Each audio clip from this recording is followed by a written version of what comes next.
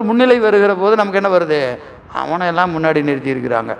நான் கூட்டிகிட்டு வந்த ஆள், இங்கே நான் கூட்டிகிட்டு வந்த ஆளை தூக்கி முன்னாடி வச்சுருக்கிறாங்க. நான் அதுக்கு முன்னாடி 5 வருஷமாக இங்கே இருக்கிறேன். என்ன ஒரு நாள் கூப்பிடவே இல்லை. வருதா இல்லையா? இப்போ இதெல்லாம் வச்சு என்ன செஞ்சுக்கலாம்? நல்லா வேலை செய்யுதுன்னு தெரிஞ்சுக்கலாம். ஐயா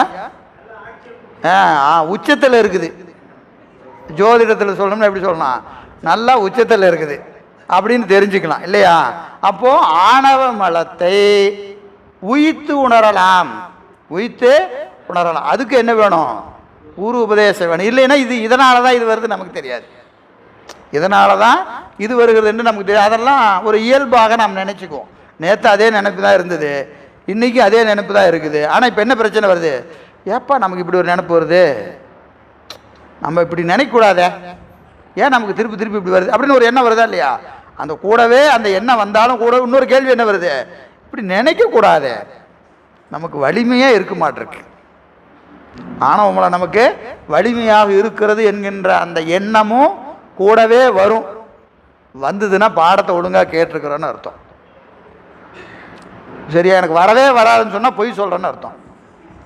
எனக்கு இப்படி ஒரு எண்ணமே வராதுங்க அப்படின்னா நம்ம சொல்கிறது என்னது? பொய். வேற யாரையும் தன்னஞ்சறிவது பொய்யற்க.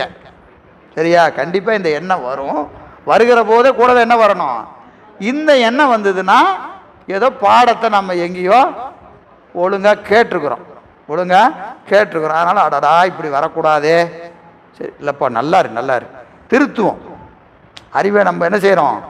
திருத்தது. இப்படி நினைக்கக்கூடாது, இந்த எண்ணம் நமக்கு வரக்கூடாது என்கின்ற ஒரு திருத்தம் மெல்ல மெல்ல மெல்ல மெல்ல மெல்ல மெல்ல அந்த புண்ணியம், சிவபுண்ணியம் கூட கூட நிகழும். ஒரு கால எல்லையில் அதுவே நமக்கு இயல்பாயிடும். என்ன ஆகிடும்? நல்லா இருங்க, அருமை அப்படின்னு சொல்கிறது என்ன ஆகிடும்? இயல்பாக. இப்போ நம்மளாம் என்ன செய்வோம்? வாய் சொல்லும், மனசு வேற நினைக்கும். வாய் நல்லாருன்னு சொல்லும், மனசு வேற சொல்லும். சரியா? அதெல்லாம் எப்போ மாறும்?